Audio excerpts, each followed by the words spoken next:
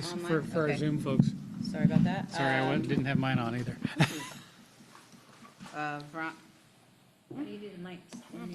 Okay. Veronica Andrade, Board Vice President. Welcome. Hello, everyone online. Good evening, Pamela Gardner, trustee. Welcome and thank you. Hello, Nancy Altman, trustee. Welcome, QA, and anyone on Zoom. Good evening, trustee Sarah Northrop Gaddis, board clerk. Good evening, everyone, on Zoom and in-house. This is Jennifer Marquez, board trustee. Good afternoon. It's not really noon, but good evening.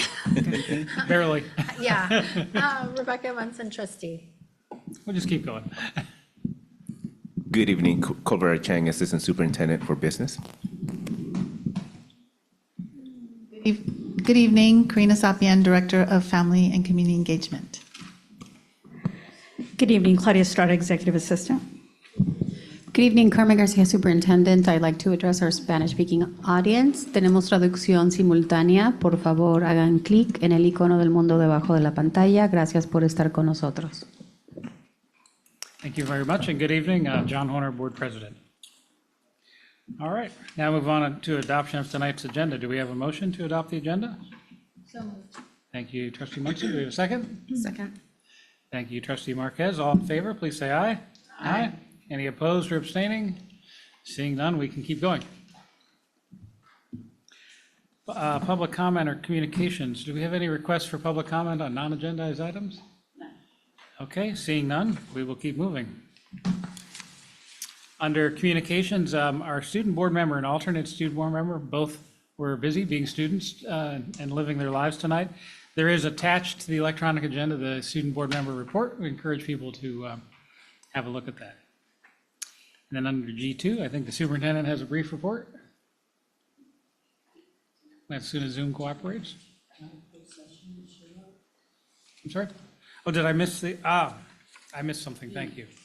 While we're getting Zoom fixed, yes, I'm sorry, I missed item E, closed session action report. Thank you, Trustee Altman. The board voted unanimously to approve an agreement resolving a grievance. Thank you.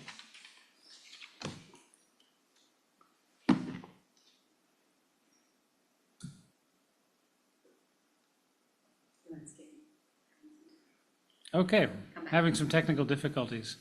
I see President Nguyen from the Morgan Hill Federation of Teachers here to make a report on behalf of the Federation. It feels kind of intimate tonight. Yes, yeah. Oh, do we need a microphone over there? No, I don't. Well, for your fans at home. Oh, yes. You know. Yeah, all three of them, I think I saw. Yeah. And for the recording and for your TikTok. You know, yeah. Good evening, board trustees, executive cabinet, and community members. My name is QA Nguyen, and I'm honored to be the elected president of the Morgan Hill Federation of Teachers. First, I'd like to thank the district for extending an invitation to me for attending the kickoff event for the Pathways to Success for Morgan Hill and San Jose State University Partnership launch this morning at the Live Oak High School. As a first generation college student myself, and having my brother and my sister graduate from San Jose State themselves, hearing from the San Jose State spokesperson that our Morgan Hill students have this kind of access and opportunity really resonated with me. So I want to thank you for inviting me. It was great. I see that you stole a floral arrangement. I also took one. Oh yeah, so, okay, yeah, they were gifted to me too. But there's one in my room right now, yeah. Secondly, a contract for a surveyor to look at the feasibility of a bond measure was approved at a prior board meeting. I certainly hope that leadership from the Morgan Hill Federation of Teachers, as well as Masia and Mahela, will soon be included in the discussions around this in order to collaborate on its plan in order to potentially partner for its passage. We as educators understand the importance of increasing revenues for our district and want to be helpful in such efforts. So I hope that the missteps in the district's most recent attempt at a bond measure have been learned from, and no collaboration occurred throughout the planning stations. But we really hope that the Federation is going to be brought in, not at the 11th hour when requesting our support for it. It is the belief of our executive council that we should have a stronger united front from the starting line to the finish line, and I certainly hope you feel the same way. Lastly, I am excited and eager to hear the information, discussion, and questions tonight on the district's LCAP goal number 2 pertaining to family and community engagement phase. I thank Karina for previously emailing me a slide deck that summarizes the main objectives of the district's current family and community engagement plan that she will be sharing with school sites in the future. Being included like that, Karina, and by district staff like this really helps to build and maintain a transparent and collaborative partnership. So thank you so much, Karina, for reaching out to me, even though, yeah, I'm not gonna say next part, but I hope that we plan something for our executive council. Absolutely. Yeah, strictly from an educator's perspective, harnessing the energy, Carmen talked about this a lot this morning, so I'm gonna echo her words. Harnessing the energy of family and community engagement could be a catalyst for so many positives, such as another avenue for lowering chronic absenteeism, an increased sense of belief and trust in the work of the district's employees as a whole, and effective collaboration between all parties involved in raising and educating the children of Morgan Hill. In tonight's report, it stated that 91.7% of families reported feeling welcome at their child's school when 193 randomly selected families were surveyed. So this means that when a child walks on a school's campus already, not only do they feel welcome, but their parents, their guardians, and their families do as well. How do we continue to harness this energy and build on its momentum? How do we build collective efficacy so that FACE is not only synonymous with the FACE Center, as our schools are already seen as important pillars in the communities?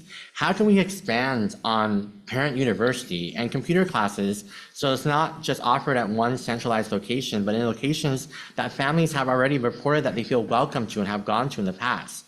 How do we increase accessibility for all families, not just families with the time and opportunity to attend meetings such as school site council or home and school club at all of our school sites? I don't have answers to all these questions, but I do know that potential answers and next steps exist not only in this room, but at the school sites, from people who interact with these families on a day-to-day basis. Our classified staff members to our administrators, and most importantly, our educators in those communities are effective thought partners in a task like this.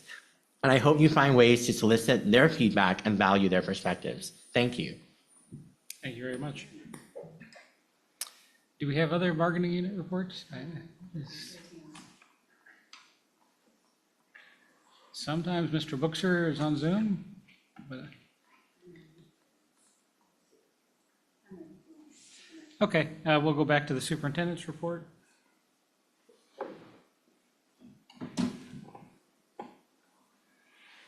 Thank you very much, President Horner. I have a very brief presentation, brief update.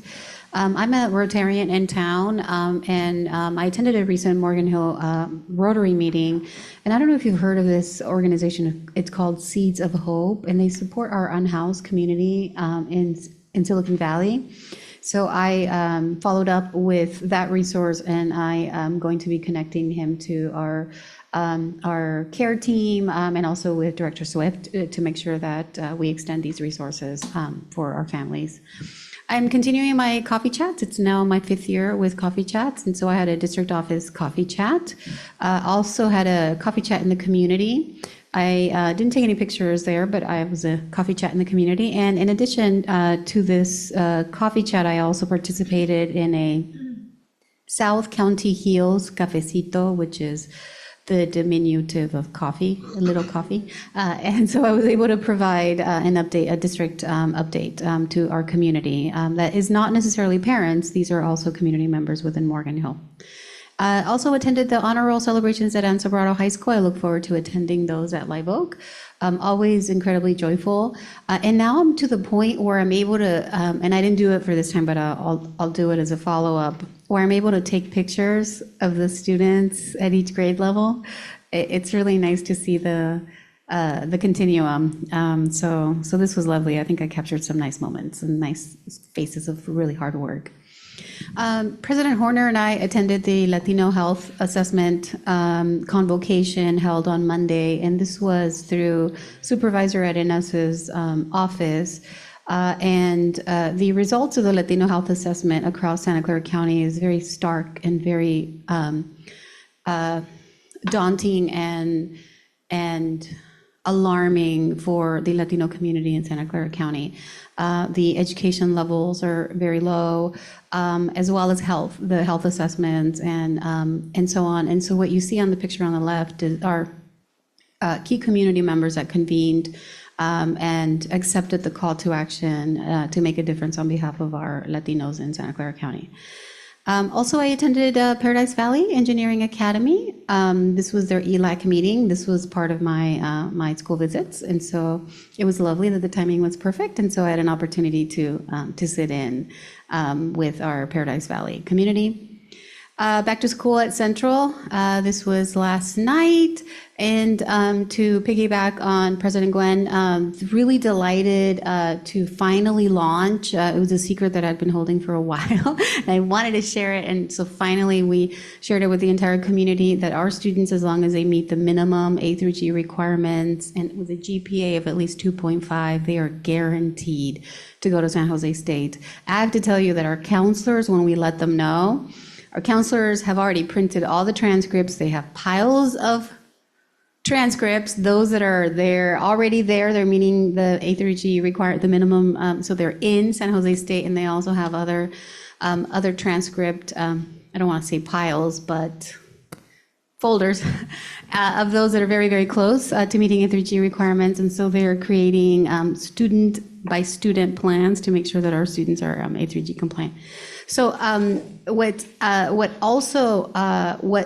is amazing about this is that this year's seniors, the class of 2026, are benefiting from this. And so really excited about that. And in addition to the dual enrollment courses that San Jose State will be offering our schools. So that concludes my report. Thank you.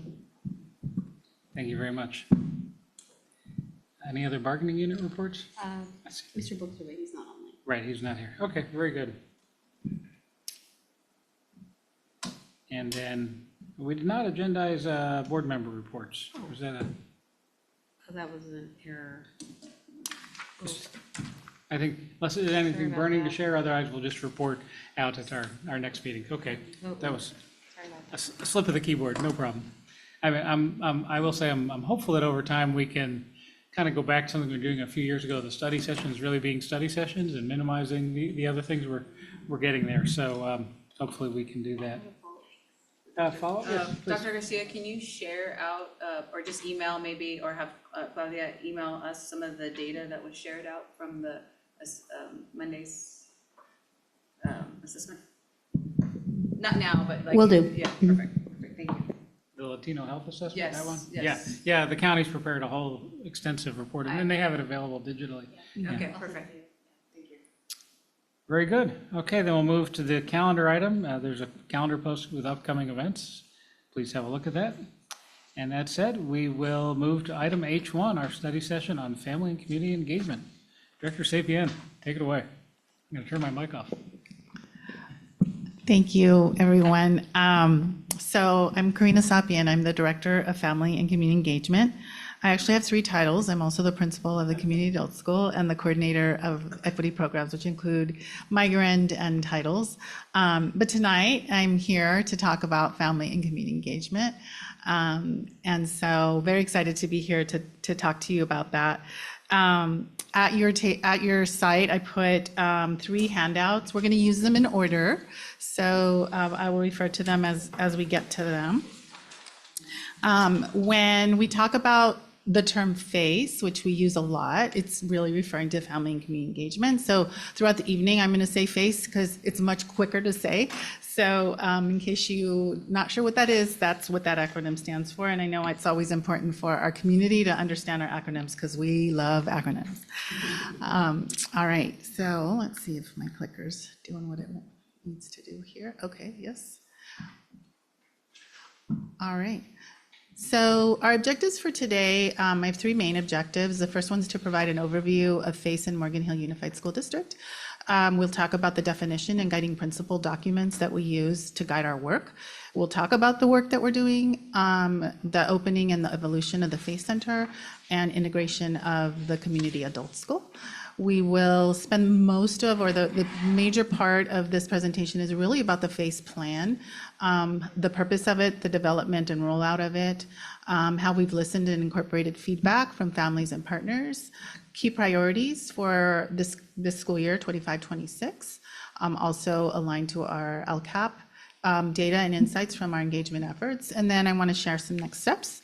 And then hopefully, as a bonus, build all of our own proficiency around family and community engagement in Morgan Hill Unified School District. So I'm going to put us to work right from the get-go. So fortunately, we have an even number of people sitting at the table. So make eye contact with the person who's probably going to be your partner. And we're actually going to turn to the very first document that was right on top. It's this one here. And so what I want you to do is first take a minute or two to read what's on there. I know that it's probably kind of tiny, especially on the definition, but I'm putting that part here, whoops, that part here in case you want to just use the slide. But what I want you to do is to read the 3 guiding documents. And the question that I want you to consider is, considering all 3 documents together, what common themes do you notice across those documents? So we've got our district's mission and vision, our LCAP goal, FACE for FACE, goal number 2, and then our FACE definition and high impact strategies. So take a minute, and when the whole page, yeah, that whole sheet, yeah. Yeah, just this side, yeah, this one here. There are 3 things. So 1 is the district's mission and vision, 2 is the LCAP goal, and 3 is our definition of family and community engagement. So make eye contact with your partner when you feel like you're both ready. Have a conversation about what common themes you see in those documents. You have highlighters and pencils at your tables as well.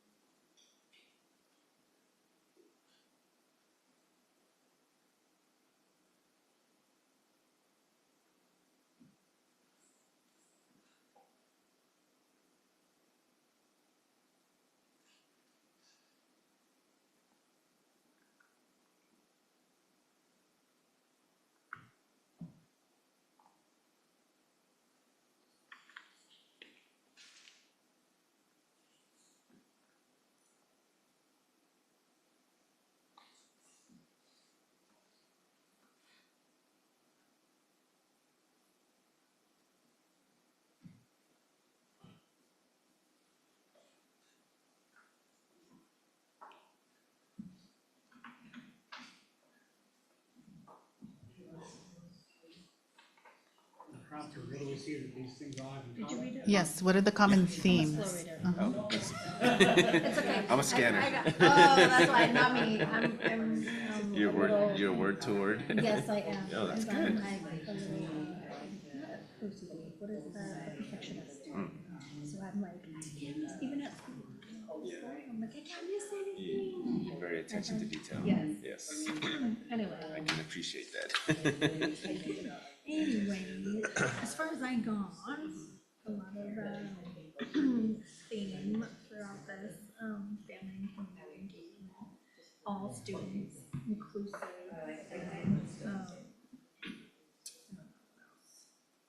social emotional learning, lifelong learners, critical thinkers, your problem state. Yeah, I mean, for me, what popped out, obviously, family and community engagement, it's a shared responsibility. Partnership with parents and community, That, promote family engagement. So I think those are the, family and community. having that environment where, Yeah. And then what we model and nurture, respect, compassion. so I think those are some of the highlights that stands out to me. Agriculture partnership. Okay, if you can wrap up that last sentence or statement. Oh, here, the empathy. This is similar to what they're talking about here. Okay, would anyone like to share out one or two points or highlights from their conversation with their partner? They're still conversating, I see. Okay, do my teacher voice, teacher strategy. 5, 4, 3, 2, 1. Thank you. Would anyone like to share just one or two observations or highlights from your quick conversation? We both agreed that it's a lot of the common things are parents and community being involved with the students in there to grow and to create the learning environment for them. Thank you. I like the, wait, Nancy, go ahead. Are we going around? I'll wait for you. Yeah, we're going around. It's pretty free So, here. you want us to- We'll go here, that's good. I was calling for anyone that would like to share, but we can go around. I did not allow Pamela to talk, Trustee Gardner. However, I shared with her my epiphany that if parents can be more effective in supporting their children, that would be good for their children. One of the things that I liked and I shared with Board President Horner was that the MHOC family, the definition, I like where it says collaborative, culturally competent, inclusive, because I teach intercultural communication, and so one of the things that we talk about is just the differences in value systems, and just from the get-go, collectivist, individualistic, right? We're a very individualistic country, and so there's a collectivist component here, and I like the shift, and I think that mirrors the demographics and the community that we're teaching. Thank you.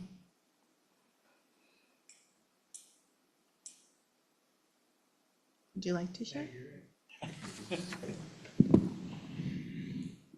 Partnerships was in pretty much every document, supportive environment, participation in various forms it was presented, and a high impact engagement. Would you like to share? You don't have to, if you'd like to. I just noticed it just all students and inclusive families, so that was a highlight to me. Yeah, so our district's vision and mission really remain at the heart of this FACE work that we're doing. And we can see that these guiding, I call them documents, they're not exactly documents, but these guiding documents have a lot in common, and they are building on each other. And they do form the basis for the work that we're doing in FACE and our FACE plan. And so as we go through this presentation, you're going to hear this come up multiple times. And what we're really trying to build in FACE is that ensuring that families are respected partners, not just participants, but respected partners. And so that's the work.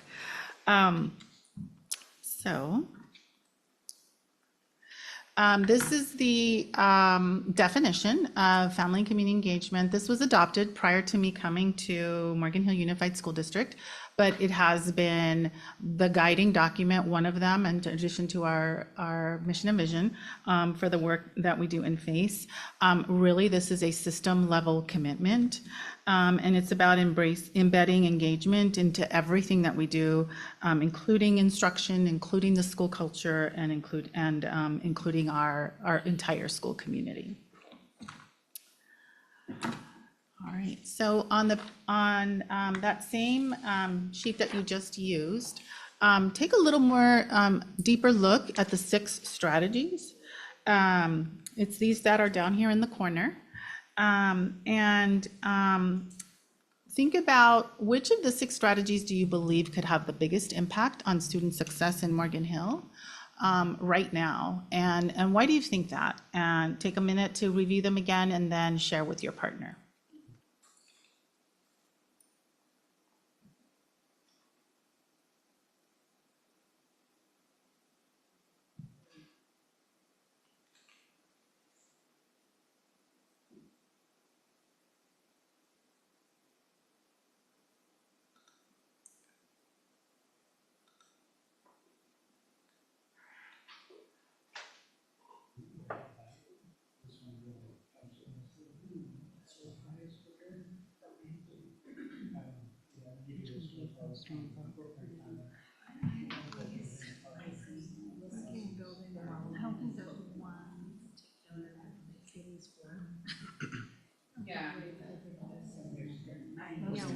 Actually, I heard family. I heard without family, my favorite. Number one, determining how the student success family participation aligning family engagement. So, because I feel like you go ahead. No, I was gonna say, all these are important, but I think the question that we need to ask ourselves is where we're at a district. I mean, are we at a phase where now we're building or we're just listening, right? And so for me being, fairly new to the district, I did listening I think listening resonates with us so that we figure out what the needs are. living with us, listening to families about their children's interests and challenges, and It's gonna using be information layered to stuff. differentiate instruction. Definitely. And I see I it hear what from the teacher the girls are talking about in school. What are the goals, what are the cons, what are the goods, what do they learn, what are they concerned about? So I think the listening Okay. to families about their interests, Wrapping up, 5, it's intriguing. 4, It's intriguing. 3, 2, 1. All right. Did any partners pick just one? Did anyone just pick one? No. You tried. Did anyone pick just 2? Carmen's nodding yes. Tell me which ones you picked and why. They're all very important. I picked listening and aligning.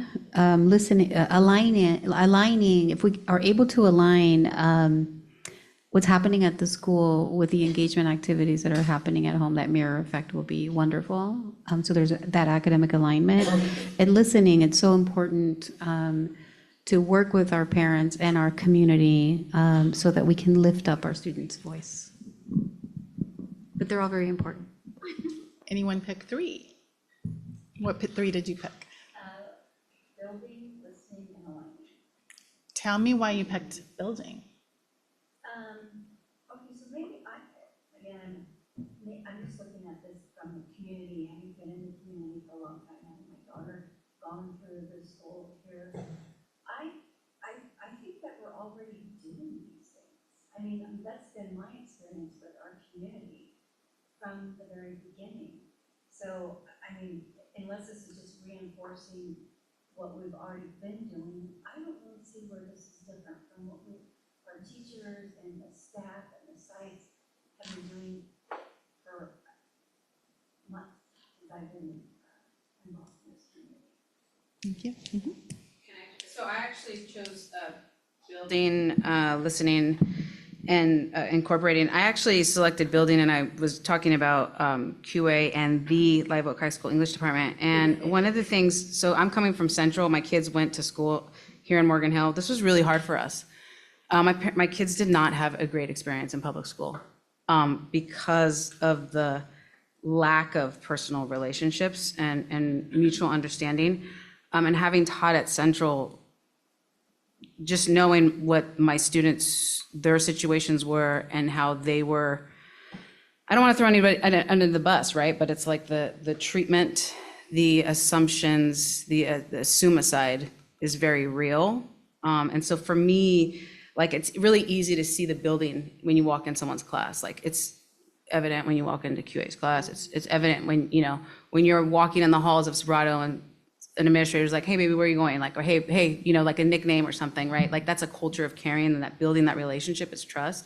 So to me, I think that, you know, it's really key. I feel like that building is key individuals and not necessarily key institutions, if that makes any sense. Yeah, thank you. Anyone else want to add, or is there, yeah? Sure. Yeah, I really focused on incorporating, and I think of these students from so many different situations and backgrounds, from families who've been here for generations to kids who've just shown up, you know, 6 weeks ago. And I think at PA Walsh, one of the visits we did there last year, I forget which grade it was, but every student did a little construction, like representative of their family background and culture. And in a room of 20 some of these, there were like 15 different kinds of things represented from Ukraine, Mexico, or Idaho. It's just very interesting.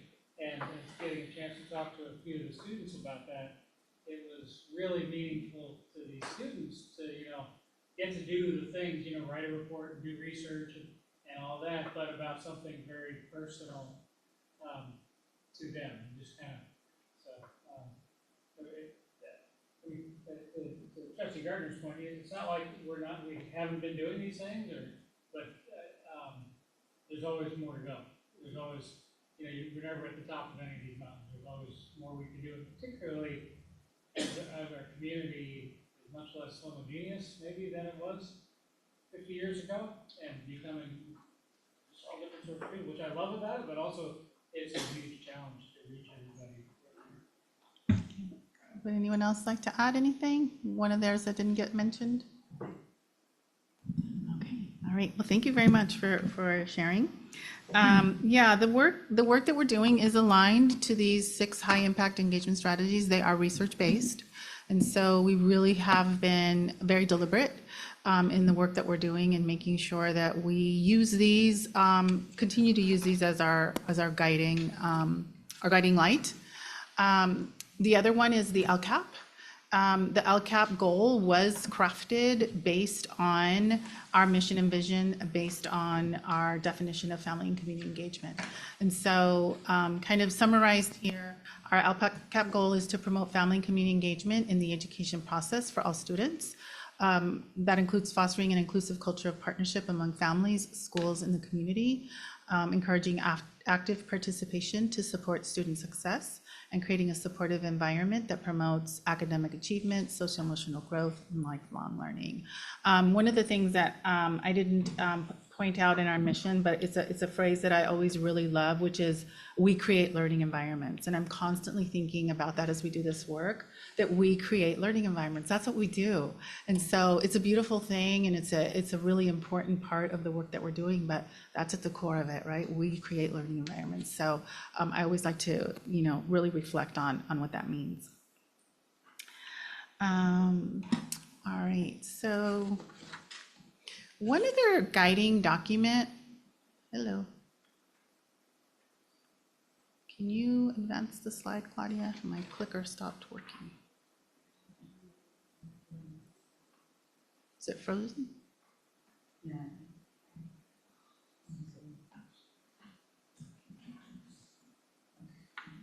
Yes.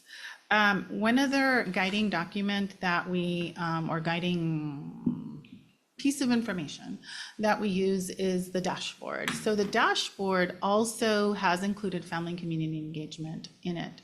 And so there are 12, even though it's covered, there are 12 local indicators that we use. I only put 2 up there just so you could see them. But we are required to report and reflect on how we're doing in these 12 indicators. And so in addition to all of the other documents that I've already shown you, we're also accountable and looking at what's here. Now, the good news is it's all research-based, so they all support each other. There's really no contradiction in them, but it does ask us to look at things in a little bit different way. So just wanted to share that that's another piece of the puzzle as we do this work. Wanted to share a little bit of the research. Little blurb that I feel really captures well. You'll notice at the top it says academics, chronic absenteeism, suspension, graduation rate. I think QA referred to some of those. And so what the research tells us is that improving student achievement requires a multifaceted approach grounded in evidence-based best practices. Research highlights that high-impact instructional strategies such as formative assessment, explicit teaching, and differentiating instruction significantly boost learning outcomes. Equally important is fostering students' socio-emotional development, which supports academic performance by enhancing self-regulation, motivation, and interpersonal skills.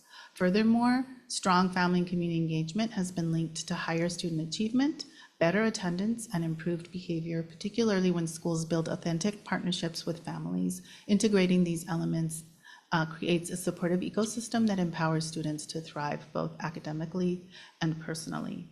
And so we take these best practices that are not just about family and community engagement, but all of the best practices that include instruction, include the way that our teachers are learning and constantly improving. And then we monitor that implementation, do our best to implement with integrity, understanding that no program is a one-size-fits-all, that our students come as unique individuals. And so we need to be able to adapt and differentiate our instruction at the same time we're implementing those best practices. Then we need to monitor progress and then, of course, make adjustments as needed. This Access for All graphic is something we've been using as we do our LCAP presentations. It's really taking what I just read to you and putting it in a graphic form. You will see that the 3 main pillars right in the center of the inverted triangle are academics, culture and climate, and family and community engagement, all equally important.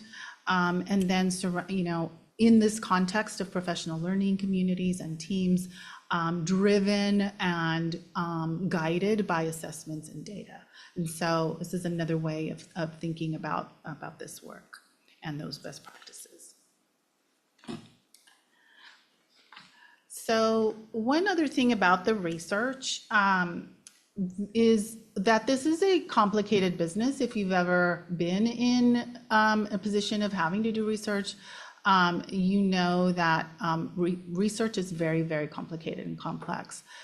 When we talk about family and community engagement, the richness and complexity that characterize parent involvement in education preclude the drawing of strict cause-effect conclusions. An infinite variety of demographic variables impact the experiences of children and families. And we all know what those are, right? Rather than causation, it makes sense to talk of an association between parent involvement activities and outcomes. And again, we're taking all of our best practices and doing our very best to implement with integrity for the best outcomes for our students. All right, I've talked a lot. Are there any questions or comments? Okay. All right, seeing none, we will move on. I want to talk now about the highlights of the work in FACE that we've been doing. Feedback and data have informed the work all the way through. Out of that feedback came the Welcoming Families Initiative. I'm going to talk more in detail about that in a moment. The FACE Center opened in November of 2022. We've hosted parent universities, resource fairs, community organizations that have provided various service, and the list goes on and on and on. We are also now working, bringing the community adult school and FACE together as one kind of entity that is complementing each other as we serve the same population. And then rewriting the implementation, rewriting and revising the implementation of the FACE plan. So those are the major things. There's a lot embedded in there, but those are the major buckets of work that have happened in FACE. So the first one I want to talk about is the Welcoming Families Initiative.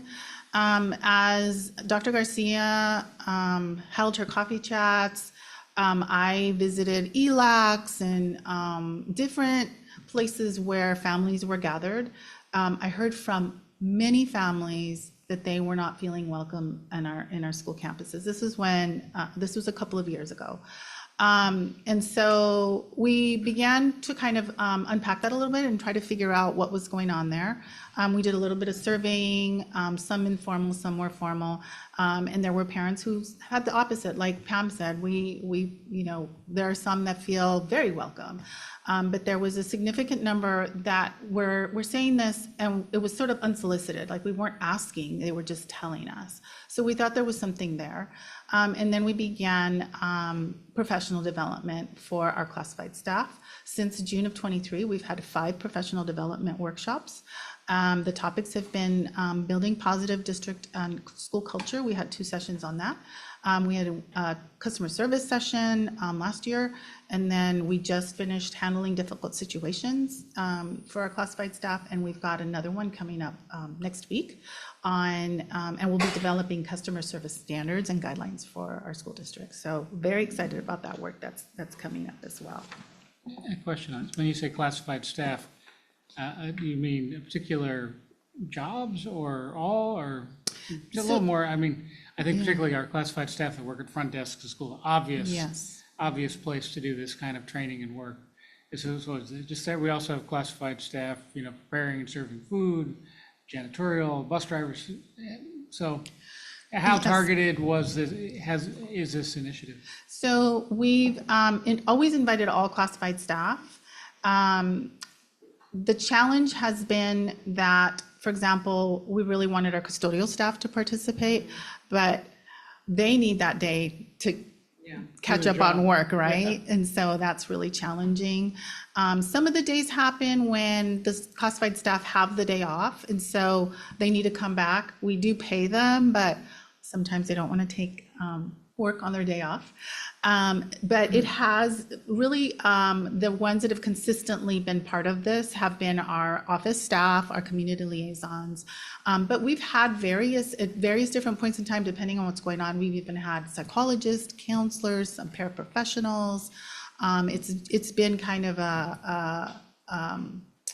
it just depends on what's happening at that particular time, but consistently it's been our office staff and community liaisons that have been part of it.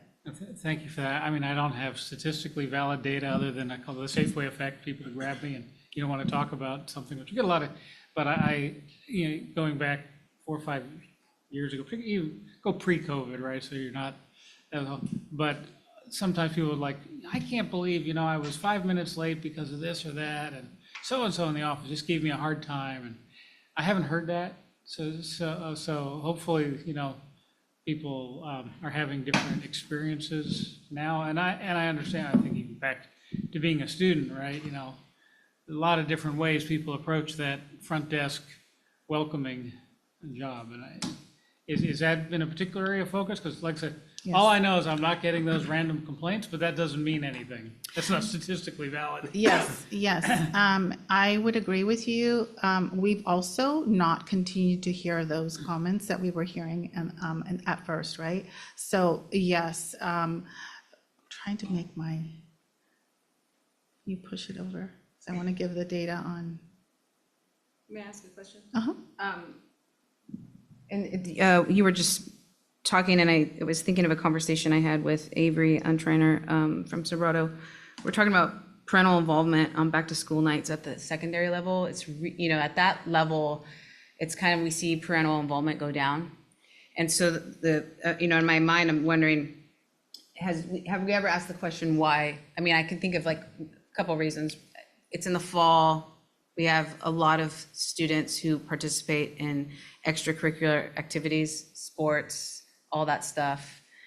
But how can we make it so, like, you know, has there ever been a question, why weren't you able to make it? Like, what, is it a scheduling issue? Like, We actually did. It was one of our, I'm going to talk a little bit about a survey that we did Okay. a little bit later. And like everything, there was, 6 or 7 or 8 or 9 or 10 different answers. Sometimes it is about, it's not a good time, we're working, or it's not a good time. No transportation. It could be, I didn't know about it. Or I didn't think it was important, or, we had other things to do, we had, other things going on. So, but we are trying really hard to keep good data on that. Our principals were asked last year and this year to keep really good data on how many families are showing up at back to school night. So we now had we had our baseline last year. We now have our second piece of data that's still in the making. And so we'll be comparing to see how we're doing that. We've also made a real concerted effort to try to get as much of the content of those evenings translated into Spanish, so that we can attract our families that have felt like there's really nothing for me to do there because I don't understand what's going on. So we are working on that.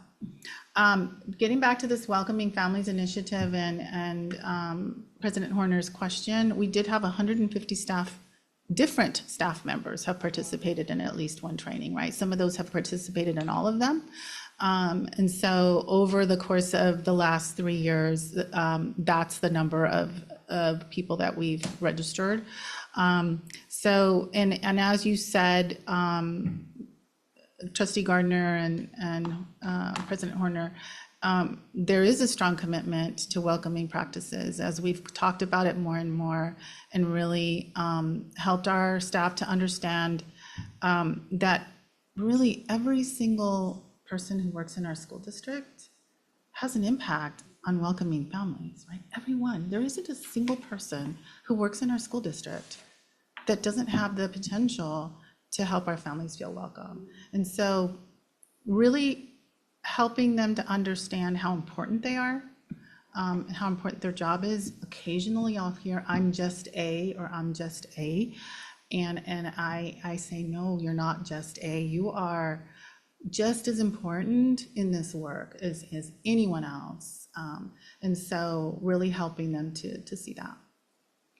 As QA mentioned as well, our last survey, 91.7% of the families that we surveyed reported feeling welcome at their child's school. And that was 193 families. I'm going to talk more about that survey.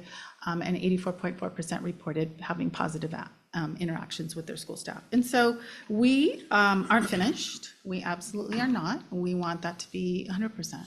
And we'll keep striving for that.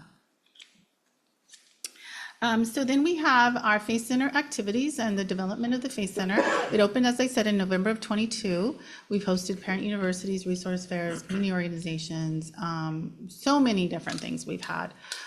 Bay Area Community Health provides dental health services twice a month. We've had extremely great success with BCA workshops. It's one of our most popular workshops that we have. And we're so fortunate because the Hispanic Foundation of Silicon Valley has provided half of the cost of PICA for us. This is the second year they're Can you doing it. remind us what PK is? It's Parent Institute for Quality Education, and it's a series of workshops, but PICA also does great research around family and community engagement. Their work has just deepened over the years, and they've just really got one I would call a really model program. We've also had computer literacy classes that have been so popular. Again, the Hispanic Foundation of Silicon Valley donated computers, as did Prosperity Labs. In total, over the last probably year and a half, we've granted 100 brand new computers to our adult community. Mental health services are offered through the Navigator program. We've hosted 2 legal clinics. And we'll have another one in October. We have parent university classes that include English and Spanish as a second language, how-tos around how to use Aries and Parent Square, various workshops on socio-emotional learning, physical and mental health, and just a variety of many, many other topics. So, yeah, this isn't working. Okay, so as I talk about all of these things, I always like to put some numbers to what I'm talking about. So from August of 24 to September 25, this is the number of FACE activities or events that we've hosted. Some of it, a little bit of it is online, like Pique, that's an online, but these are all of the FACE activities. We've hosted 38 migrant pre-K Cara y Corazon preschool for mommy, their mommy and me preschools. We've hosted 38 of those. We've had 24 professional development sessions, mainly run by Ed Services. We've had 68 outside partner events, including counseling, attorney services, medical, dental, et cetera. 24 adult school consortium meetings, CEI, community engagement initiative team meetings, and then community liaison meetings. We've also had 86 parent and community engagement, English as second language, Spanish as second language, Pique, computer literacy, data confirmation, resource fairs, et cetera, among others.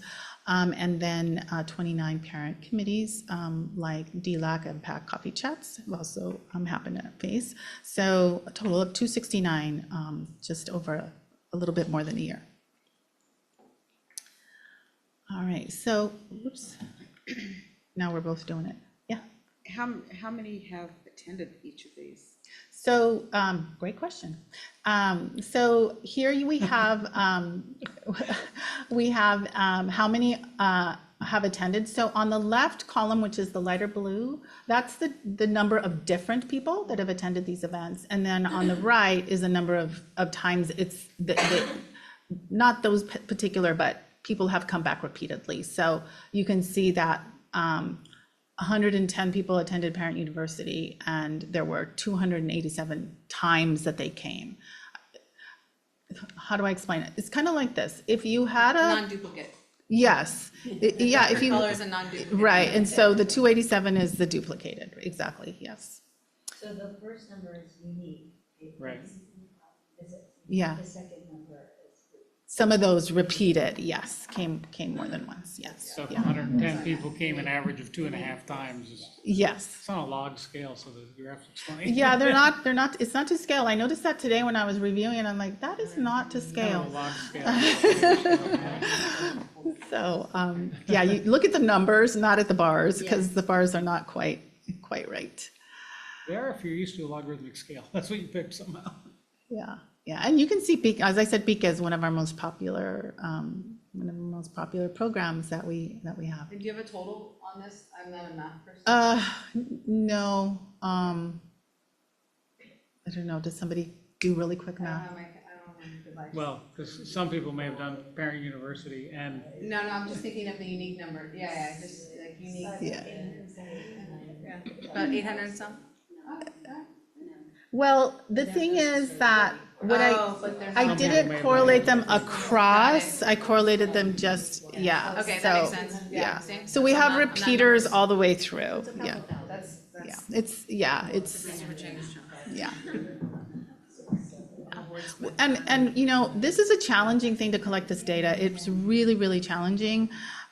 People forget to sign in, and you know, now with our FACE lead working, this is her number one thing, like, we are gonna have good data. So she's really helping get us to really get in line with our good data. So, but it is extremely time consuming and it's extremely challenging, but we're getting better and better at it. So we'll keep refining how we do our collecting. And so our FACE in our future, you may have heard that we have a collaboration with Go Kids. We secured a grant from the Valley Health Foundation to start a childcare center at the FACE Center, scheduled to open in June of 26. And this is addressing a need that our adult school students, as we surveyed them, and the community, because the community who needs childcare, and they don't go to school because they need childcare, wouldn't be at our adult school. So this has helped us to address that need that our students have, saying that not having childcare that is affordable and that is good quality prohibits them from continuing their education. The longer-term vision for the Faith Center includes a laundromat, a medical clinic, clothing closet, a food pantry, and expanded legal and mental health services. I am a firm believer in dreams. I think this will happen. We just have to keep our eye on the goal, and it will happen. We are also working on improving and exploring more better marketing strategies for Faith Center events and resources. And then working on revamping the website. Lene in our district has already done an amazing job with the website, and so we're going to continue building on that until it's really, really doing well. And then finally, the integration of the community adult school with FACE. We offer ESL and high school diploma programs to our whole community. We have the Community Engagement Initiative Grant, which is made up of students from the adult school, staff, community members, and County Office of Education folks. We have implemented our annual Career and Community Resource Fair, started last year. We're doing it again this year. We're currently hosting Renaissance business classes with the City of Morgan Hill. Their graduation is coming up next week. And we have computer literacy classes happening in both sites. And then our basic English class at FACE as part of the Parent University has been really instrumental in helping us to feed students into the community adult school. For some reason, our families feel intimidated by going to the community adult school and not as much coming to the FACE Center. So we get to have them for a little while, and then our teacher decides to nudge them over to the adult school when she feels they're ready. And so that's been a really successful, nice bridge between the two programs.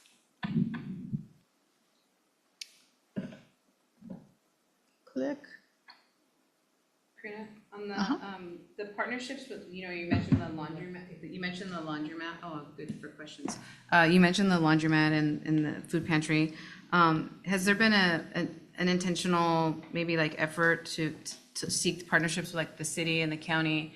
And even, I don't know if we're able to, but like, like Catholic Charities used to have a presence here in Morgan Hill. Like, are we able to partner with that? You want to take that one? Well,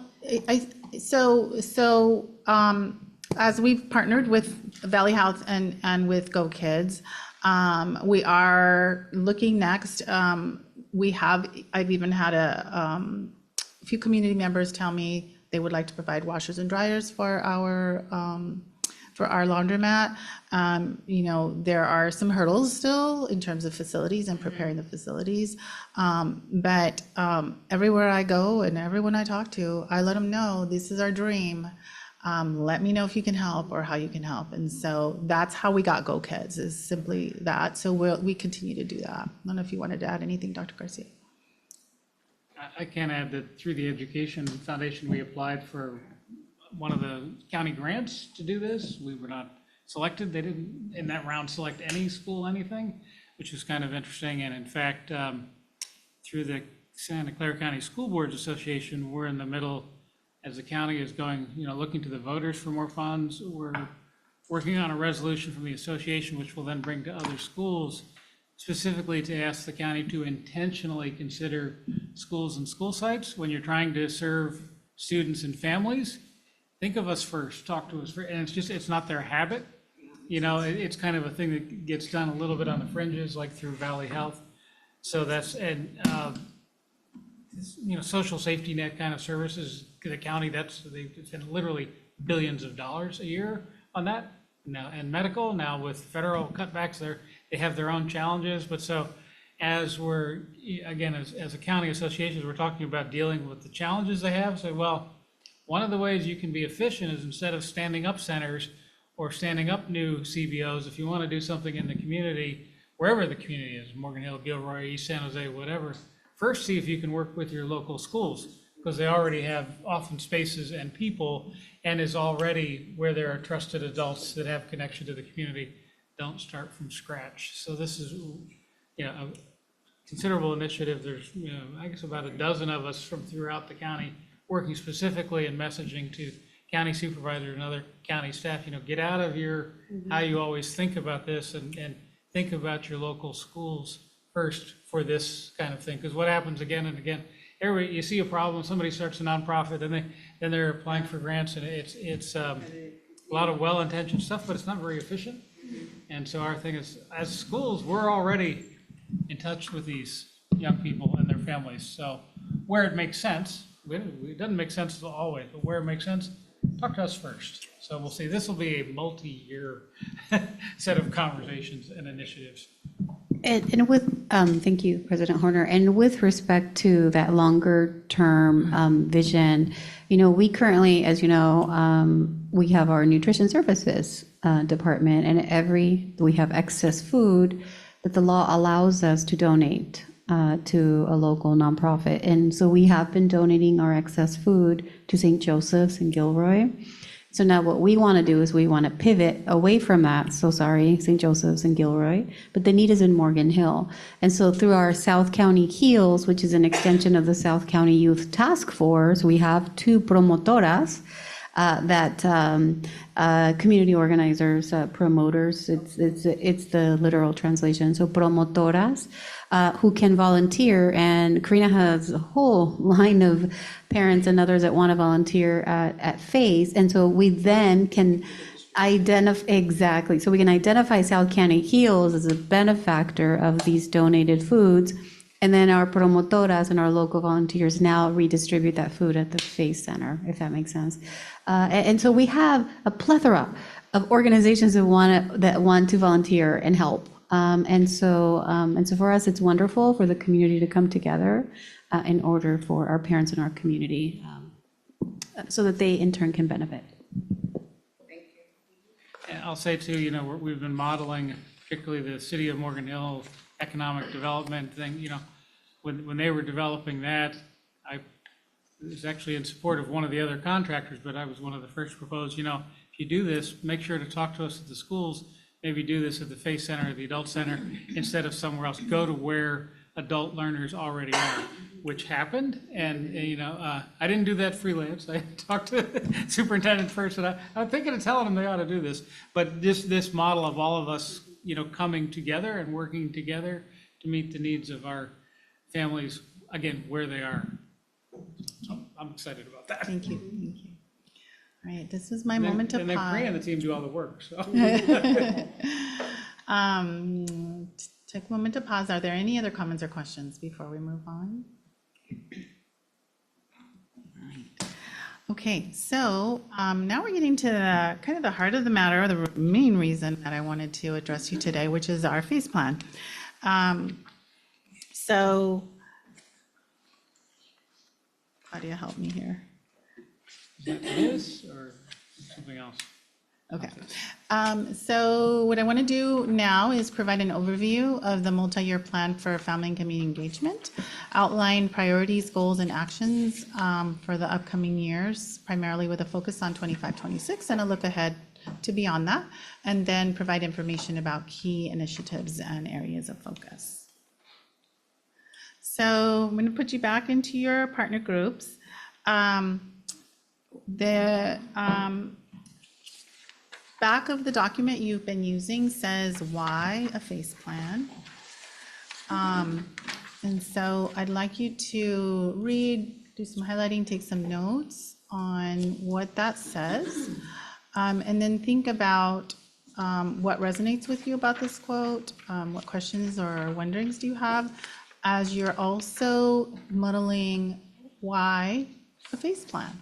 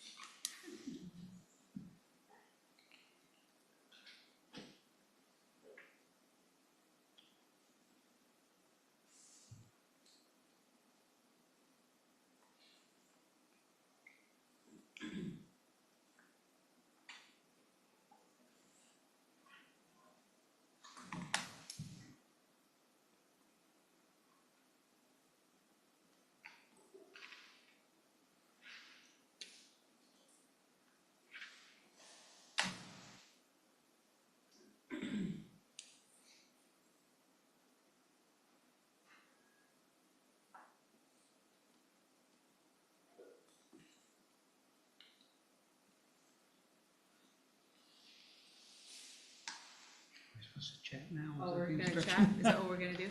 I don't know, we lost our teacher. Okay. All right, What resonates with you about? the share responsibility, That could be huge. part of the same. Again, like I treat everybody, I've always taught, treated every student like if they were mine, or like my nephew or niece.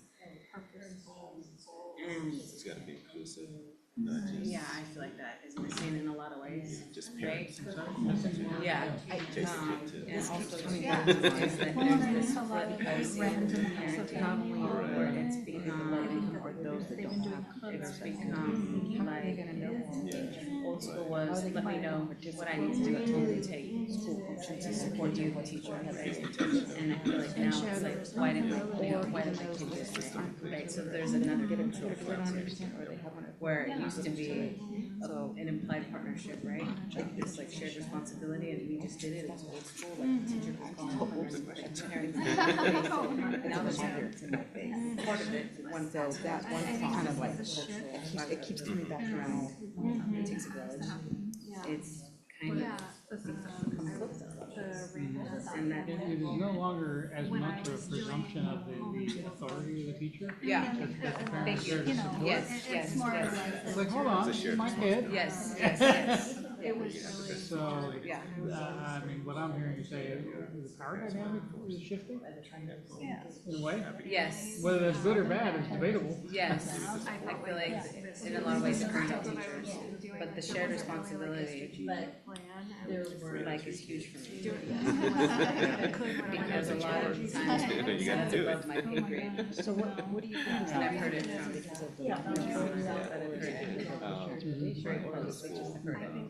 From Getting out of the educator side or the parent people side? that I've worked with. Yeah, Uh-huh. yeah. But she's It's like, not my right, so but yeah. In what context? of supporting the students. Oh, Yes, yes. Yeah. that's not my job, yeah. Yes. I gave them the assignment, they either do it or they don't, that kind of a thing. Unfortunately, my kid understands. You wrap up your last sentence. I'll do my countdown. 5, Some of what stuck out is from. 4, intentional. Yeah, 3, yeah. Two. I like that. 1. That's a good one. Sorry? 1. I got down to 1. Oh. Okay, so would anyone like to share any one of those 3 questions? What resonated with you? What are you wondering? Or why a FACE plan? Oh, go ahead. Go ahead. I was gonna say that, one of the things that Board President Horner just brought up was like, the first part seems random and the second part seems intentional. And for me, the thing that really stood out was the share responsibility, because as a former employee, I can tell you that I've heard it's above my pay grade. And that's really hard to kind of hear.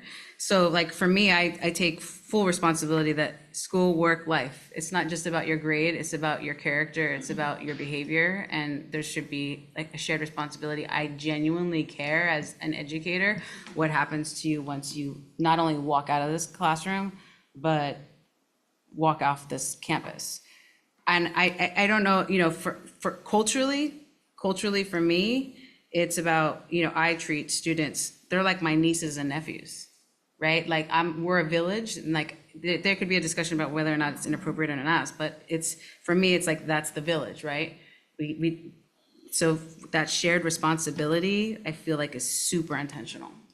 Yeah, and when students feel that way, that's their safe space. They know that they're cared about.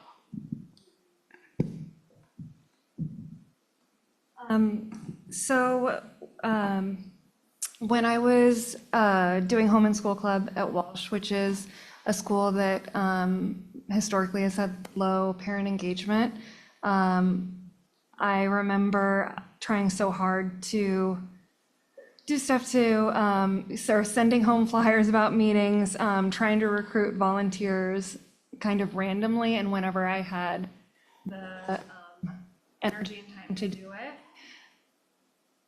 the random acts of family involvement, it was not like a systemic, it was strategic, sorry, it was not a strategic plan. And I think having the FACE plan helps bring equity between schools because it provides the resources that the schools with less parent engagement have. The schools with like more parent engagement, they get a lot of extra stuff. And so this is a nice way to make sure everybody's getting something. Thank you. Anyone else have anything to add? You had your hand up. You were waving. Go for it. Some of the things that Sarah and I discussed, she covered, but one of the other things was the sending home the flyers about meetings and activities. I mean, I do see flyers that come home for a field trip and chaperones, but a lot of the information is on Parent Square or other forms of online, and not all families have a computer, or if they have a computer, the parents don't know how to use it. And so I don't know if it would work to start sending home more flyers of things so the parents can be aware. And I'm a little old school. I print things out and I post it so I can remember. I could read it, but then I'm like, oh, darn it, I forgot about that because I'm not seeing it in my face, or my daughter doesn't see it. So I print it out and give it to her. So flyers going back to that old school way sometimes may be beneficial, so I don't know if that would help or not. I've heard that. Trustee Almond? And I wasn't doing one of your two prompts. I was opining that in terms of family engagement and community engagement, I just think part of the family engagement and why parents don't go to high school back to school night, it's a release of responsibility, and kids tend to want their parents out of their lives. And a lot of parents want to get out of their kids' lives if the students are being successful. So I see as the family is letting the student fly more on their own, the community is what comes in various ways. And this could be communities within the school, such as sports teams, clubs, or work experiences in the community, or being active in community events for students. So I see them as being in tangent, but the weight being different at different points of the students' lives. Thank you. Anyone else? Okay. I had one. Oh, yeah. Under the wonderings, I just wonder what this looks like from our many different kinds of families' point of view. This is still kind of from a we're doing school and we want you involved in partnering with us. And I don't have an answer to that, but I wonder, it'd be really interesting, and maybe you've done this work to talk to 20 random families. So, what do you see works? What's working? What's missing? I know this a lot of, and it's natural because we're here doing our work and then seeing how to involve people. But anyway, it's just a wondering, like, how does this look from we're talking about them without them here. How does it look from their point of view? And you spend, and all of you, many of you spend more time with the families than I necessarily do at this stage. I don't know if you have any thoughts on that, or. I have some thoughts coming up. Okay. Thank Maybe you I'm for- a shill. Maybe I'm a shill. Thank you for the segue.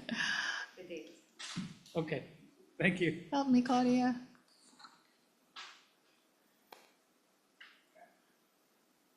And whether the computer can catch Okay, up. so hence the FACE plan. So what was our challenge? Our challenge was to design a parent-guardian partnership plan. Partnership plan that ensures families are seen as assets in their child's education process and are involved in real, authentic ways. And so what were we asking? We were asking our school district community partners to join with FACE to provide input and guidance in the development of our plan, and henceforth, a committee was formed. These are the people that were on our committee. There are teachers, there are parents, there are classified staff, there are community liaisons. We had a consultant helping us with this work, site administrators, district office people, et cetera. Our committee met 3 times, February of 24, March of 24, and June of 24. Our kind of roadmap that we followed was this here, which was first to create a vision for family and community engagement, then begin generating strategies, ideas, solutions that we could communicate to our community in a way that was understandable, that could engage our families in real, authentic ways, seeing them as assets in the learning process. Next, we were to draft a plan, then get stakeholder and community partner feedback, revise and iterate based on that feedback. Those 1, 2, 3, 4, 5 steps didn't happen exactly like that in a linear fashion. It was messier than that, but the work kind of happened. It kind of interchanged back and forth at different times. And then we began launching in 24, 25. So gathering feedback and using data to monitor and inform our work, as Trustee Horner was asking, did we have a chance to talk to families or look at our data? Well, the first piece of data that we looked at was our Hanover survey. We had lots of good data from there. There are many, many questions. I'm only going to show you a couple just to refresh your memory. But for example, Mark, how much you agree or disagree with the following statement? My school or my child's school invites families to join the school community, or respects families and values their feedback, or shows families ways to teach their children at home. 3 groups of people are represented here. We have our parents, our staff, and our community members. I want to call your attention to the number of parents that responded to this survey, right? Somewhere between 149 and 182. And that is statistically significant, according to our researcher, Hanover. But I want you to remember that number as we continue forward a little bit. And then the next, another piece of data that was in the Hanover survey, what would help families participate more in MHUSD activities? So as we're wondering, like, why don't they come to back to school night, or why aren't they participating in this or that workshop?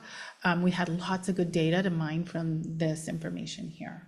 And that all was factored into our strategies as we built our plan. But our committee also said, there are a lot of people who don't respond to that survey. And let's try to think about who are the people that are not responding? And so we landed with the help of principals, community liaisons, on some criteria. So we began with looking for students who had 10% or above chronic absenteeism. And if they had, they fell into multiple categories, that was a bonus. So also if they were also English learners or socioeconomically disadvantaged in special ed, McKinney-Vento. Those were prioritized.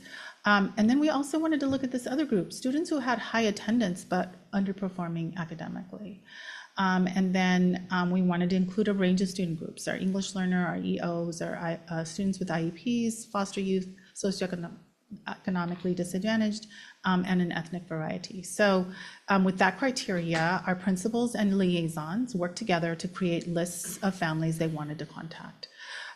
We did phone interviews and one-on-one face-to-face interviews. And remember what the number was for responses to Hanover? And we had 193 interviews, one-on-one interviews that we did with our families. On top of that one. On top of the Hanover. Right. Yes, and so we had lots of questions, including what are the barriers to participating? How welcome do you feel on your campus? Many, many different questions. They are linked at the end of this presentation if you wanted to take a look. But so with all that data, plus the data that we'd already collected from our roundtable discussions and our coffee chats and so forth, all of that data informed the work that we were doing with our families. So we started with creating a vision for family and community engagement.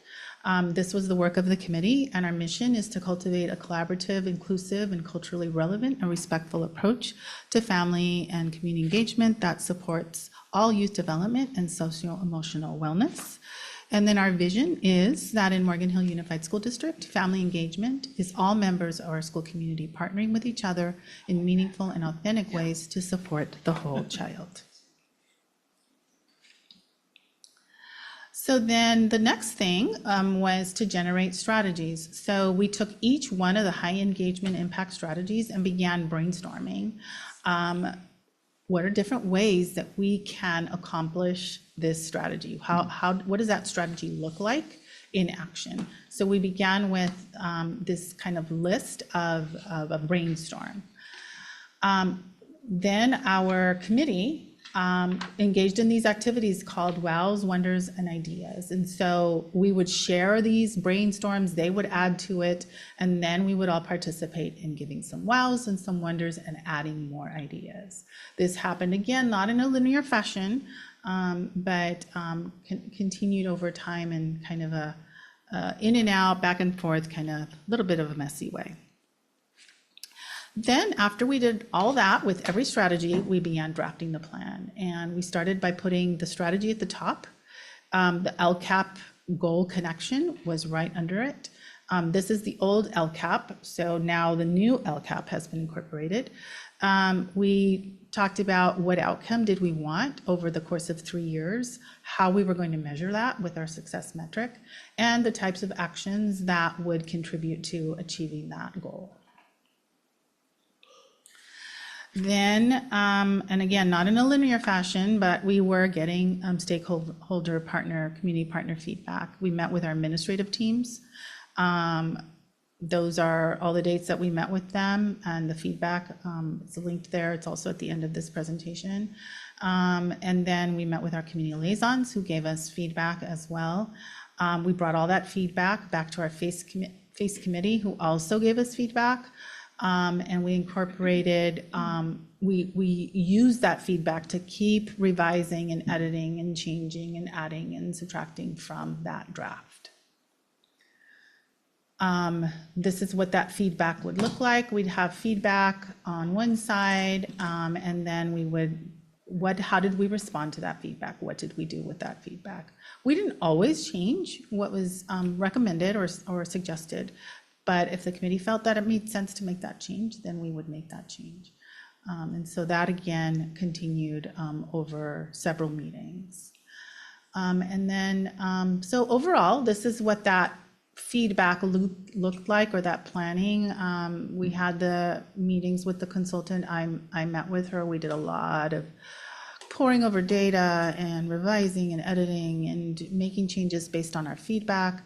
We met with our site admin teams, our community liaisons, our committee meetings. The committee would come back and sort of, after we massaged the work, they'd come back and say, okay, let's change this or do that or add this. And then our parent life survey, which took place over the months of December through February. That was that 193 families that we surveyed. That was part of that as well. And this kind of helps you see how the work sort of happened simultaneously at different points in time. It wasn't a linear timeline. And so finally, our plan was finished. And this is what the front of it looks like. And we began to launch it last year. Last year, we finished the plan, which was based on the 6 high-impact strategies. A key driver was addressing that feedback that parents didn't feel welcome at schools. The plan was shared with various educational partners, and feedback has been incorporated into the plan. The principals at the end of last year were presented with the plan to incorporate into their single plans for student achievement, their SIPSs. And I have been and will be meeting with them to continue to help them, to support them as they look to implement the plan. They are actually now will be sharing the plan with their school staff, so their teachers will now be seeing the plan. Any questions about what I just shared?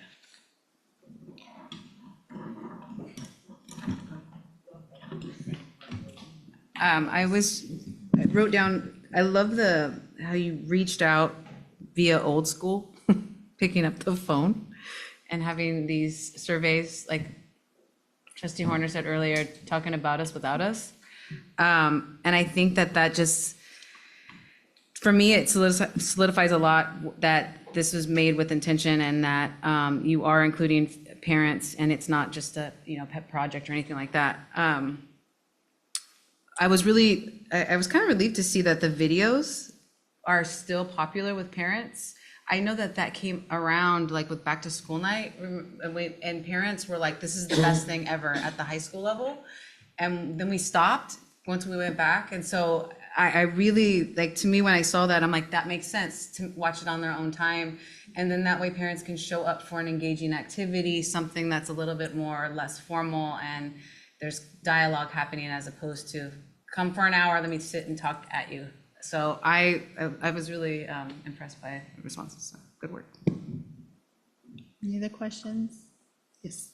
Go back to the slide, you had the vision and mission that was distilled down here. Because I loved it, and that's not a complaint. Right there. Oh, Too far. Yes. for me, this is much more succinct and compelling than this. I don't know I hate to bring up even looking at district mission and vision, because in other lifetimes, hundreds of hours have gone down that rabbit hole. But for me, this is much more succinct and compelling, and I would love to see it literally up in this room somewhere. We can do that. Because it kind of boils down. This isn't just about family and community. I mean, you add, in support of great outcomes, and now you have our district mission and vision. I don't know how others feel about it, but for me, this captured it more succinctly. Yeah. This feels kind of like the 90s, get ready for the 21st. It's probably when it was written. Yeah, in our committee, I mean, you know how that work is. It's not easy, right? It looks short and That's all right. sweet, but it wasn't So, short and we did a sweet. great job. Can we just make it universal? I Yeah, don't it wanna do was, all over. I mean, we spent many hours actually talking about every word, and the committee, the committee will be really happy to hear you say that, because one of their main goals was make it really understandable and something that you can digest without having to decipher and figure out and guess. And so they'll be really happy to hear that. It was much longer. I believe it. It was much longer. We'll hear a Well, rewrite. these exercises usually start out with a Yes. Christmas tree. Everybody wants Many their ornament times. on it. I've written many vision Yeah, statements. yeah. So it was, Took a year at Britain. yeah, yeah, That was So- the Everybody fast gets the version. heebie-jeebies. yeah, That's ever done it, yeah. yeah. So thank you for that feedback. Hopefully they're listening. Trustee Almond? Impressive amount of work. I'm wondering, with two community schools, how those weave into it. Oftentimes when I hear FACE, I think FACE Center, and then it has a problem of centralizing what should, in my opinion, be at every site. And so I'm just wondering how you see these all balancing out, specifically the community schools and a decentralization for increased family engagement. I am so glad you said that, because I think as I share the plan, that's going to become clearer. And you're going to notice that the FACE plan has very little to say about the FACE Center. And so you're right, there is a kind of people put FACE Center and FACE Work equal as the same. FACE Center is certainly part of FACE, but it's a part of FACE. And so this is really about our whole school district. That is what we do, the whole school district, not just the FACE Center. So The FACE plan has, like I told you, 6 strategies and actions and things that go with these 6 strategies. But I've distilled them down to 3 main buckets just for the purpose of sort of understanding overall within it. First is enhancing communication and feedback mechanisms. So in this, some of the activity strategies include implementing regular feedback loops. This includes monthly feedback surveys for client services to improve support, developing and utilizing resources for effective communication, the creation of a home visits guide or manual that will support staff in partnering with families, improve parent-teacher communication, providing parent conference presentations in English and Spanish with handouts that will equip teachers and families, addressing the diverse learning needs of students. Protocols will be explored and piloted to communicate with parents and guardians about how the school addresses the diverse student needs. And then informing parents about district resources. Presentations and events will train families on how to use our district communication system. Strengthening family partnerships in student learning include empowering our families to support learning at home. That includes providing resources and presentations or questions to ask their teachers on how families can support their child's learning at home. Facilitate conversations about student progress, offering tools and conversation starters to help families communicate with children about their academic progress. Conduct home visits. A pilot program will be implemented with professional development provided to participating staff. Offer family workshops. Elementary staff will create and deliver workshops modeling effective teaching practices for at-home learning. Incorporate families' home cultures. Professional development will focus on how teachers can integrate families' home cultures into classroom lessons and engage families in understanding student achievement. And then the third bucket is called foster collaboration and inclusive school communities. And that involves partnering with parent leadership groups. Home and school club meetings, site visits will occur. Strategies for creating an inclusive culture within these groups will be explored and implemented. One of the pieces of data that we got was that families didn't have connections with other families. And so that is to address that. Connect families with each other. Initiatives such as mentorships for new families and family events will be developed. Promoting equity and representation. Audits of tools and resources will be conducted to ensure diverse representation of the student body, and extend family partnerships to the secondary level. Conversations, committees, and pilot programs will focus on implementing parent conferences and communication protocols at secondary schools. As Trustee Altman talked about, needing to look at different ways that we can engage families at that age level when our kids maybe don't want us to be there, but yet it's more important than ever that we be engaged with how they're doing, right, and what they're doing. So those are the 3 buckets, and I'm bringing us now to our final activity. So the second handout that you have is actually our FACE plan. And so what I want you to do first is take a quick walk through the whole plan to kind of see how it's laid out. And then choose one of the strategies to focus on. Notice each component. There's outcome in 3 years. There's the LCAP connection, the success metric, and the actions. See what those look like. And just like I asked our committees and administrators and liaisons and a host of other people, what are the wows, the wonderings, and the ideas that you have that you would like to share today? So share with do your studying reading first, and then when your partner ready, you can begin to have conversation. So you're only gonna pick one. So, I want to engage our community. Here, why don't you, wait, I have an extra one here. No. I have an extra one right here. I'll take it. I think I sent it. I was trying to get out of my homework, but thank you. Thanks for nothing. I'm a nerd. I love how everything's color-coded. Are these peel-up tabs? And you peel them and put them somewhere? The scratches, the sticker. Do you know that kids will put their parents' cell phones and block the school phone numbers? And Wow. emails from the schools, by the way? Is that this generation's version of deleting the answer? Pretty much. It's probably just your kids. I'm kidding, I'm kidding.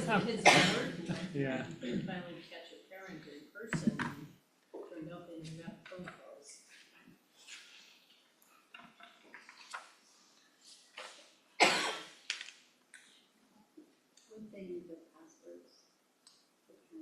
They have them. I'm Yeah, serious, the they number do. of parents I got with their kids, or, you know, the parents would come in and I'd show them the phone number of the swap. Yeah.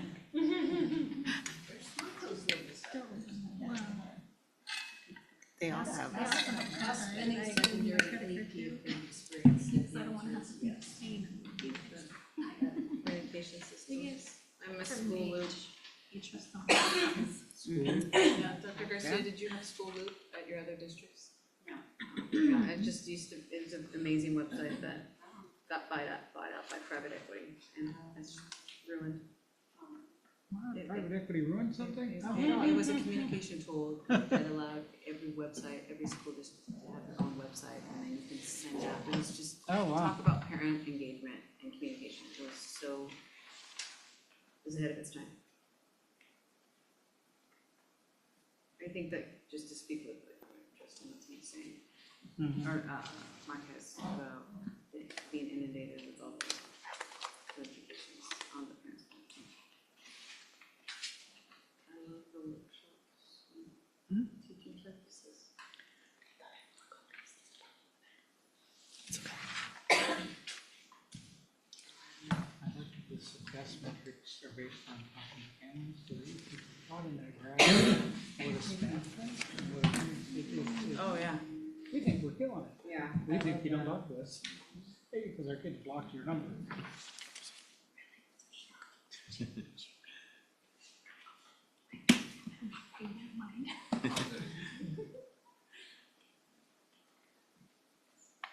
I have another wow. This is a ton of work. Yeah. I mean, not only getting to the plan, but now implementing it is a ton of work.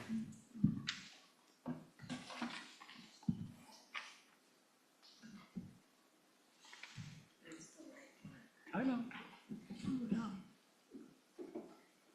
I'm acknowledging, not complaining.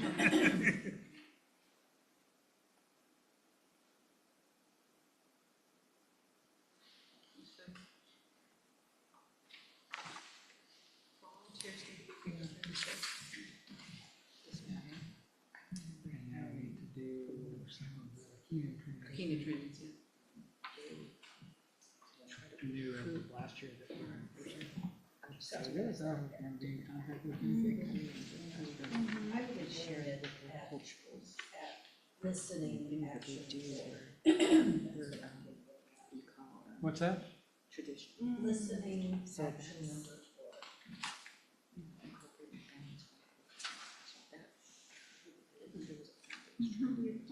4. Yeah, I noticed that the color codes match everything. So first day of kindergarten, pick my kid up from school and asked him how kindergarten was, such usual. How can it be usual? First day of school ever. Sounds like the young woman at the donut shop when I stopped for a breakfast. How you doing? Same old, same old. You've been saying that for 20 years. The first day she had to have something other than say let's. I was the jaded 5-year-old.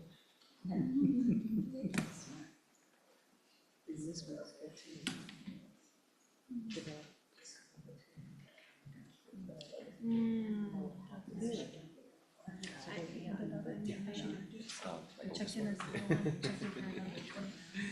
This one's actually, Community volunteer initiative, is that, I don't really see that in here. This is mostly families and volunteers, which is fine. no, she's been doing it, kind of. Yeah, I didn't know if that was part of this plan or an additional project. So she's independent, she's been on her own there. Yeah. The other 75%, yeah. Okay, 5, 4, 3, 2, 1. Wows, wonders, or ideas?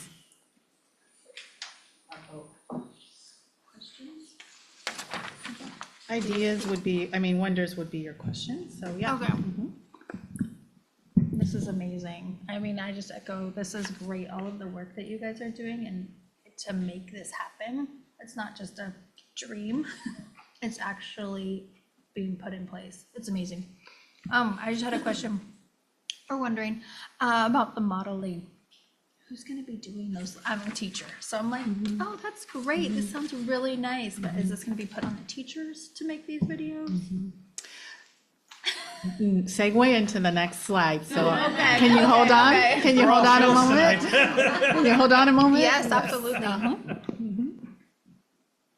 Trustee Almond? I am wondering on listening, not action four, with action two, with teachers and school staff leverage interest background surveys. I'm wondering how these will actually be, if there's really a vision for how this will be implemented. Because in my opinion, nothing worse than being asked something and then having it ignored. And so I'm wondering how you would envision this happening. So as I'm going to get into how we're doing this, we will be engaging committees, focus groups to do this work. And this isn't going to be me doing this work. It's going to be a team of people. And so when we get ample participation, good participation, we get all these different perspectives, right? About concerns or what could go wrong, and what do we need to do. So I don't have the answers to all of these questions right now, but I'm confident that we will get there as we do the work. And one more wondering, I worked at Britain for 23 years. I'm really used to being stuck in the middle. And the number of parents who wanted to be involved in the school and the opportunities, there was a misalignment. It's just very different secondary than elementary. And has there been any consideration of having parents involved but not where their children are? And so harness all these middle school parents who are having a hard time letting go, or the high school, because it looked like a lot of high school parents wanted to be more involved in the schools, and redirect them to elementary schools. Has there been a and that becomes community involvement, not parent, they become part of the community. Yeah, so I'm going to talk in a minute about the three committees that we have going on right now. And they are, the three that we're going to start with are staff. But depending on the action item and the goal, we will determine which groups we need to bring in to give us guidance on how to do this work. One of the things that I really wanted to be clear, and I don't know that I've said this, is we had a lot of parents on our committee. This is what parents are asking for. And so this is what they're saying they need to be engaged. I don't have the answers to how we're going to pull all of this off. But this is what our parents say they need and they want to be engaged. I think they're reasonable requests. And, we're going to work to make it happen a little bit at a time, but I'm confident we can do it. Any other wonderings or ideas, wows, wonders? I definitely want to make sure that I get Trustee Altman's is to make sure to include parents in these committees when appropriate. I just wanted to, I don't know what the category is for what wows, wonderings, and ideas. But I just want to say that 20 years ago, before I started my teaching career, my cousin was in graduate school at Harvard Education, and she wrote her graduate thesis on community schools and reimagining schools. And I specifically was telling me, we want to have a doctor there, an eye doctor, a dentist, and I was like, what? That makes no sense. And then, this is before and then I started teaching, and then I'm like, I get it. Okay, now I get it, right? So I think from the outside, from somebody who's not in education, we can kind of see something like this and be like, what's the why? but when you're boots on the ground, you can kind of see the impact that, that this makes. The amount of work, right, that you were just like, it's just so intentional. Like, I'm blown away at like the specifics. This is, yeah, so. That is the Thank beauty you- of it. thank you It's for very this. specific and it makes it really easy in terms of implementation, like this is what we need to do. So it's going to be work, but you're right, it's really specific. So I can say, we did that, check, or we're doing that. And then Trustee Ullman, I want to get back to your question around the community schools. And really, as we've done this work, I've been meeting with principals individually to help them craft their SIPSA goals. And so our principals that are in the community schools have that lens when they come to doing their SIPSAs and thinking about the community schools. And so they've been given this plan, they've selected which parts of the plan they're going to implement. And so every school, whether they're a community school or not, is uniquely tailoring their family and community engagement, but in an intentional way based on this plan. And some of them, I mean, they've all decided to pick up on different things. But what I did is I gave them kind of another color code where I color coded all the things that should happen and originate at the school site, the things that could originate either at the district-led or at the school site, and then things that were just district-led. So then they chose from those focused areas that they were going to begin implementation at their school sites. So getting kind of just down to the nitty-gritty here, our rollout, next steps, we're going to share the plan with continue sharing the plan with our educational partners, staff, roundtable, DLAC, Home and School Club, associations, as the QA mentioned earlier. A timeline of priorities for implementation has been established with a goal of total implementation by 27-28. I think we had originally said 26-27. Might be more realistic to go 27-28. Future steps include continuing the Welcoming Families professional development and creating a survey system for tracking customer satisfaction at our schools. And then sustaining and growing the work, an annual review and refinement of the FACE plan, expanding FACE professional learning for staff, building stronger partnerships with community organizations, continue to solicit and use data to inform our work, and continue to define and develop data tools to monitor progress impact.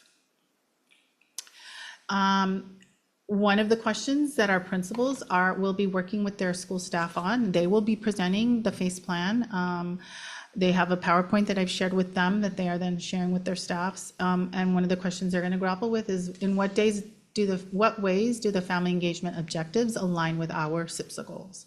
And how can we support each other to reach all the goals?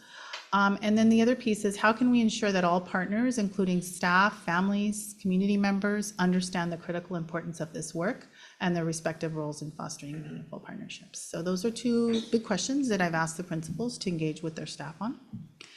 And then we've begun our work. We've put this out to our staff, join a family and community engagement committee. The purpose is to support student success by strengthening partnerships between families, schools, and the broader community, ensure that every family teacher conference and conversation centers on student growth and values family voice, and to bridge classroom learning with home support, empowering families to partner with us more deeply in their success.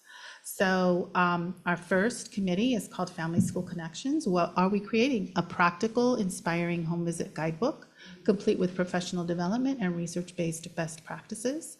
Our second committee, Effective Family Communication, is what are we building? A clear, effective communication protocols that support all learners, especially those with diverse learning needs.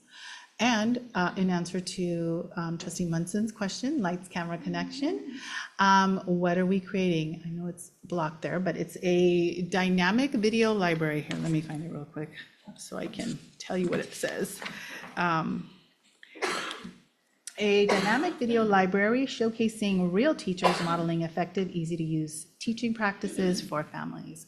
So each one of those tells you who we're looking for, classified or certificated staff, and the commitment, what we expect from them, and what their compensation will be.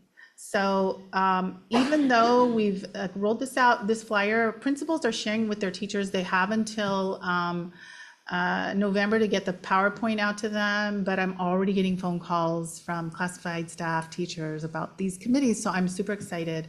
And so, I've got, there's a buzz and conversation happening about it, so we're excited for this work.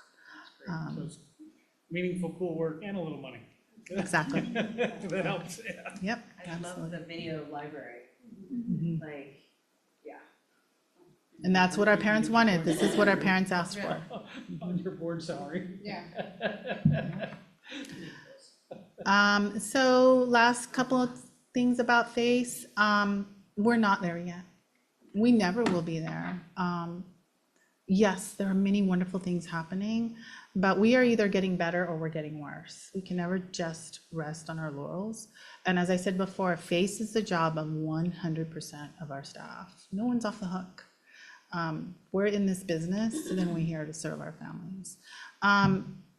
Because partnering with families is directly linked to student achievement, it is imperative. And it's more important now than ever. Our families are having barriers put up in front of them left and right. It's getting more and more difficult for our families to engage with us. And so we need to meet them where they are, and this work is really, really important to tearing down those barriers. Family and community engagement is important and necessary. We all need to be thinking, how can we engage minds and hearts in this work? And how can we partner together to build strong connections between schools and families?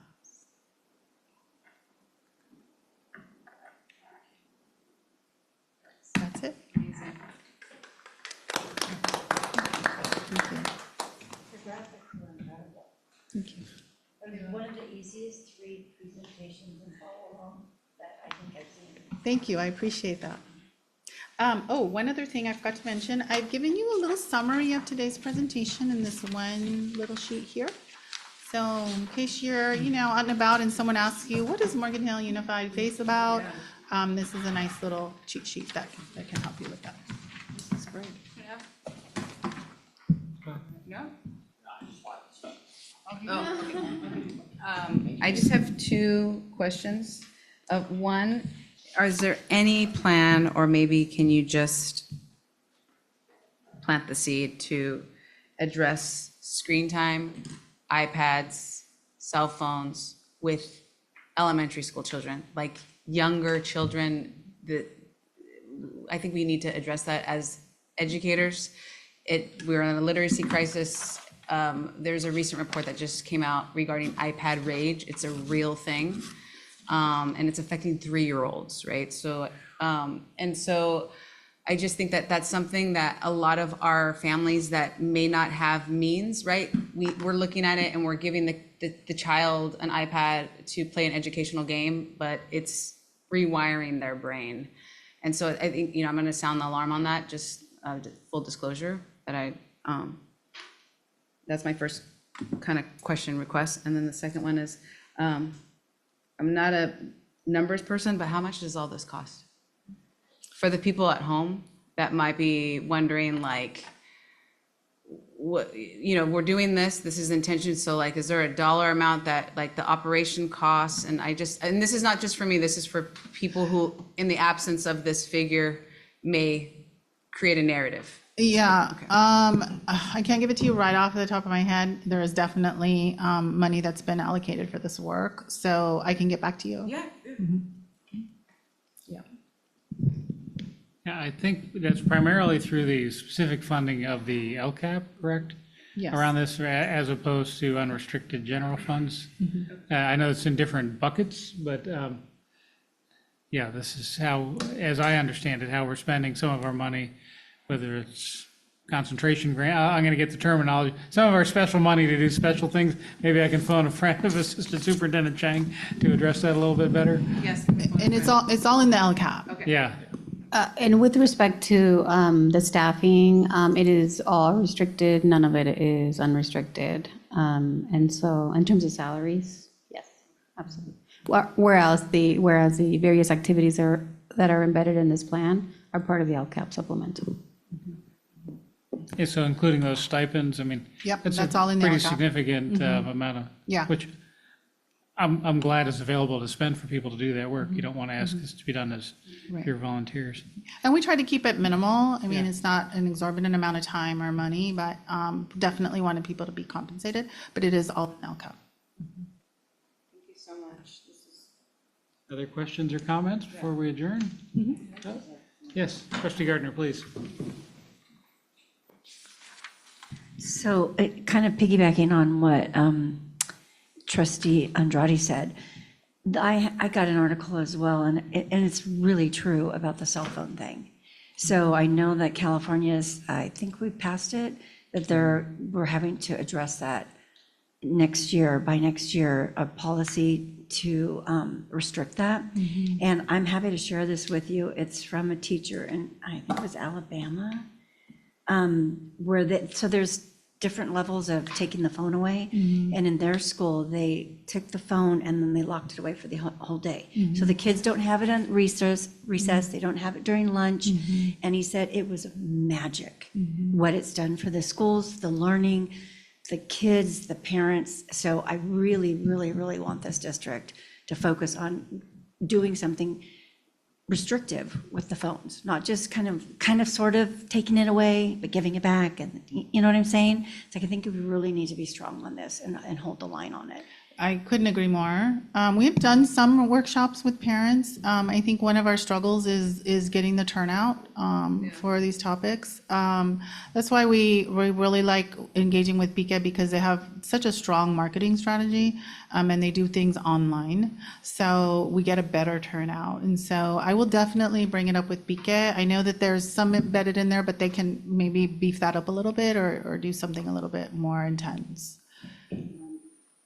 If you'd like, I'll send you this Yeah, article. please do. And, Yeah. but I agree, it's a bigger effort than just some workshops, right? And I know that the schools, maybe Dr. Garcia can address it a little bit more, but I know the schools have implemented policies around restricting phone usage during the school day and so forth, right? We're going to be using this year to not necessarily do something to the students. We want to be able to make that a collaborative process between the staff and the students and the parents. I want to be super clear, though, that EdCode, we are implementing EdCode, which is the students are allowed to have the device on them. They just can't use it during the day. They can use it before school, during breaks, during passing periods, during lunch, and after school. But in terms of implementing a more of an overhauled policy, we're going to be using this year to arrive at one. And maybe, I mean, we're getting a little, my Brown Act sensor has got, we have an agenda. It's a very important topic. Maybe we could record it specifically as a future agenda item to, review and discuss our policy regarding cell phone and other device use. It's a very important topic. It goes beyond family and community engagement, and it is very critical. So let's agendize it for a compliant discussion at a little bit later date. So before we adjourn, I want to also be able to acknowledge Karina and her incredible heavy lifting and her vision around truly transforming our efforts toward truly engaging our families. We've had previous family and community engagement plans that were this big and that lived in bookshelves. And so that's not what we believe in. We want this to be a living, breathing document that has a lot of voice, a lot of parent voice and engagement within it. So thank you. Thank you for your wonderful questions, and thank you, Karina, for your leadership on this effort. My pleasure. I feel very, very passionately about this work. I think that for me, this has been exciting, a labor of love, and I really, really do appreciate all of your support, appreciate your engagement today. I know it's late, but I appreciate you really, all of the work that you do for our community is super important, and without school boards, we don't exist. So thank you so much for your work as well. This is where we break into singing We Are the World. Any other? Seeing none, thanks again, and this meeting is adjourned at 8 p.m.